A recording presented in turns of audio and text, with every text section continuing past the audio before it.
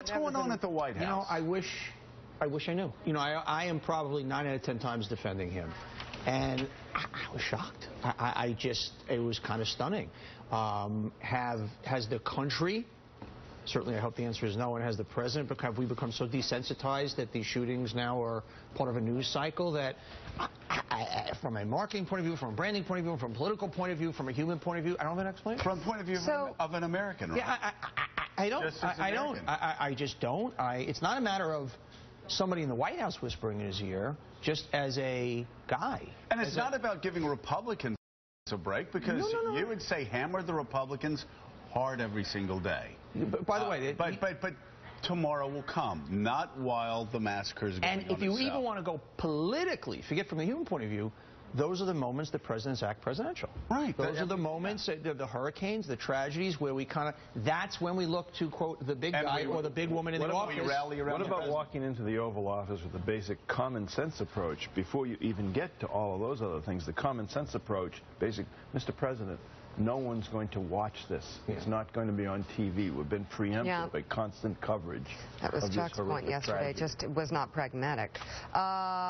Let me get to the president responding to this criticism, because he was asked by Telemundo's Jose Diaz-Balart if giving the speech after talking about the massacre was, quote, bad timing. Take a look. Keep in mind that I spoke directly to the shooting while it was while we were still gathering information, I think that everybody understands that the minute something like this happens, I'm in touch with the FBI, I'm in touch with my national security team. We're making sure that all the assets are out there for us to deal with this as well as we can. On the other hand, what is also important to remember is that Congress has a lot of work to do right now.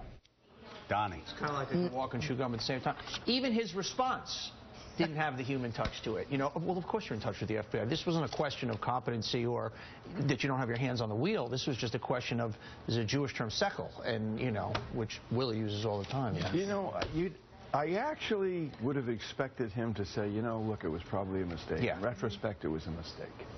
We should have delayed the speech a day. But no, he didn't. There's no understanding of this.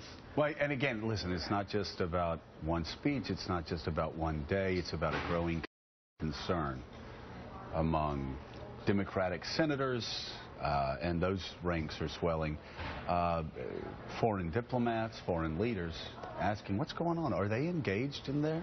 What's going on in the way? Again, we've all got a reason to cheer for our government. Especially internationally, that they know what they're doing, that they're competent, that this president's not a lame duck for 3.5 years. Yeah, I'll say that again. I'd say for a Republican or a Democrat, we're all Americans first. And when you see this level of a disconnect inside the White House of several weeks in a row, even on something as simple as delivering a partisan attack and the timing of it, or the timing of undercutting your Secretary of State. I don't need to go through the Syria litany again. You go, my God, they've got 3.5 more years in the White House. Come on. This is more troubling, frankly, than, you know, we could talk about political missteps. We can talk about Syria. We can talk about, you know, firing and stopping. This is just if you were a school teacher, or you were running a company, or you were in a control room, to just not have the touch to know that it just even intuitively and just even only want to discuss that is kind of just it's peculiar. I don't know any other word. The interview with Telemundo and gone to visit the families or something. I don't know. I don't know. It's coming from all sides for sure. Here's what Maureen Dowd writes in the New York Times: losing the room. Just as the address to the nation on Syria last week, this Monday, the president went ahead with a speech overtaken by events. It was out of joint, given that the Senate was put into lockdown. The man who connected so electrically and facilely in 2008, causing Americans to overlook his thin resume, cannot seem to connect anymore. Obama still has a secret weapon: congressional Republicans who might yet shut down the government or cause a cataclysmic default and make the president look good. But for now, puzzlement grows over the contrast between Obama's campaign leaps and his governing lassitude. I think that folks here in Washington like to grade on style, Obama said dismissively of his Syria critics. But why is it so often the president's style to be unable to sell the substance even on issues where most people agree with him. And Maureen brings up a great point. I was thinking yesterday, you know, right now this White House is in trouble, and they're probably desperate for, you know, one or two extreme Republicans to wander away from the rest of the pack, say really stupid, extreme things, and then seize on that. That's their last game in town, is exploiting the weaknesses of their opposition. I think it was a combination on Monday, not just that the president gave the speech, which a lot of Americans would have preferred to have heard yesterday, the day after the shooting, but also what he then moved on to talk about, which is Washington infighting. People are exhausted of hearing about this, that things don't get done because it's his fault, things don't get done because it's their fault.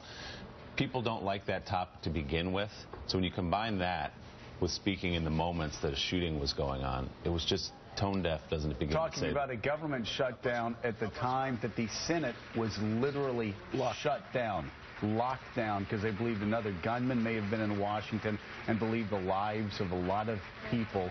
And the schools were shut down, and the airport was shut down, and the nation's capital was shut down when this tragic shooting was going on. And again, we're not talking about just one thing. We're talking about a much bigger problem at the White House. So let's bring everyone